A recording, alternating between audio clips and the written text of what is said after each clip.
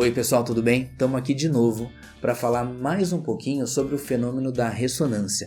Lembra que eu te falei semana passada? Aparece demais na prova do Enem e em tudo quanto é vestibular que tem por aí.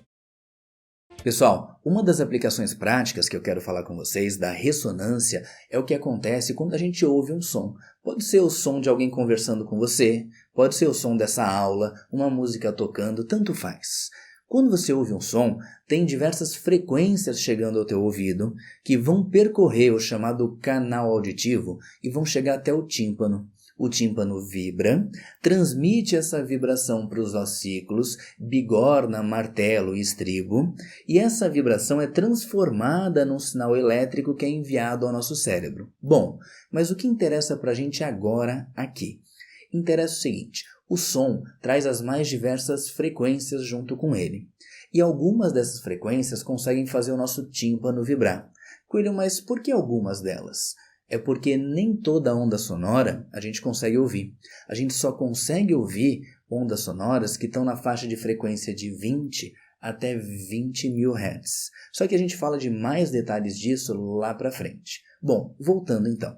A onda sonora chega ao nosso ouvido, percorre o canal auditivo e chega ao tímpano. E aí o tímpano entra em ressonância com esse som e essa transmissão da vibração ocorre do tímpano, que é uma película, para os ossículos e daí em diante você conhece lá das aulas de biologia.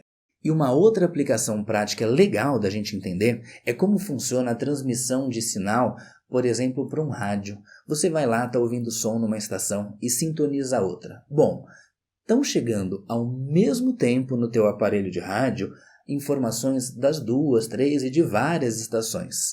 Agora, quando você muda de uma para outra, você está alterando características elétricas do teu aparelho e ao alterar essas características elétricas, eletrônicas, o que vai acontecer? Você vai conseguir absorver com máxima intensidade frequências diferentes. Por quê? Porque você está mudando a frequência natural de recepção do aparelho, então acontece a ressonância com ondas de uma estação ou de outra. Por quê? Porque eu tenho uma frequência externa igual à minha frequência natural, e aí a absorção de energia vai ser a máxima para aquela estação específica que você quer ouvir, tá certo?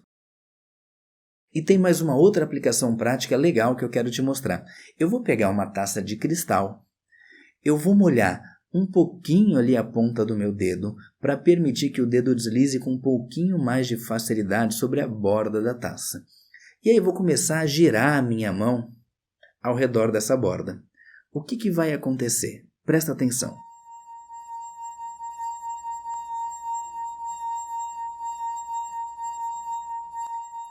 Você percebeu esse barulho que a taça de cristal emitiu? Então, o que aconteceu ali? Conforme eu passei o meu dedo na borda do copo, eu causei o fenômeno da ressonância. A taça de cristal passou a absorver vibração.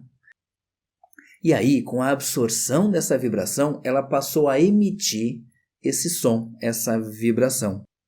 Então, aqui na taça de cristal, eu também tenho o fenômeno da ressonância. Agora, vamos dar uma olhadinha em alguns exercícios. A primeira questão caiu na prova do Enem. Ao sintonizarmos uma estação de rádio ou um canal de TV em um aparelho, estamos alterando algumas características elétricas de seu circuito receptor. Das inúmeras ondas eletromagnéticas que chegam simultaneamente ao receptor, somente aquelas que oscilam com determinada frequência resultarão em máxima absorção de energia.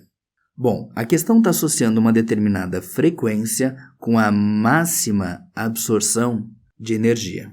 Isso acontece quando essa frequência é igual à frequência natural. Ou seja, a gente tem aqui o fenômeno da ressonância, que é o que diz para a gente a alternativa E. Exercício número 2. Os fenômenos ondulatórios explicam diversos fatos relacionados ao nosso cotidiano, como, por exemplo, o funcionamento do nosso sistema auditivo, o funcionamento de um forno micro-ondas, os exames de ressonância magnética, dentre outros. Com relação a esses fenômenos, analise as afirmativas a seguir. Item 1. A superposição de duas ondas transversais idênticas em fase produz uma onda com amplitude aumentada. A gente aprendeu que quando eu tenho a superposição de duas ondas, eu tenho o fenômeno da interferência. E como elas estão em fase, significa que as duas estão com amplitudes viradas para o mesmo lado. E aí a gente aprendeu que quando elas se encontram, elas se sobrepõem, somando seus efeitos, e aí elas têm sim a sua amplitude aumentada. Ou seja, era o fenômeno da interferência construtiva, tá certo, item 1. Item 2. A superposição de duas ondas longitudinais idênticas fora de fase produz o cancelamento mútuo. Bom, nesse caso, as duas ondas se encontram fora de fase ou em oposição de fase e no momento em que elas se encontram, uma rouba a amplitude da outra. Você viu que ali aparece que as ondas são idênticas. Isso significa que elas têm a mesma frequência, a mesma amplitude. E no caso de terem mesma amplitude, acontece sim o cancelamento mútuo. Portanto, o item 2 também está certo. Item 3. Quando a frequência de vibração forçada de um objeto se iguala à sua frequência natural, ocorre um dramático aumento da amplitude. Esse fenômeno é denominado ressonância. Vamos lá. Quando a frequência de vibração se iguala à sua frequência natural, existe um aumento da amplitude. A palavra dramático só quer dizer para a gente que é um aumento grande dessa amplitude. E aí ele diz que o nome do fenômeno é a ressonância. Tá certo, foi bem isso que a gente estudou nessa aula e na aula passada. E aí, como as 3 alternativas são verdadeiras, a nossa resposta é a letra D.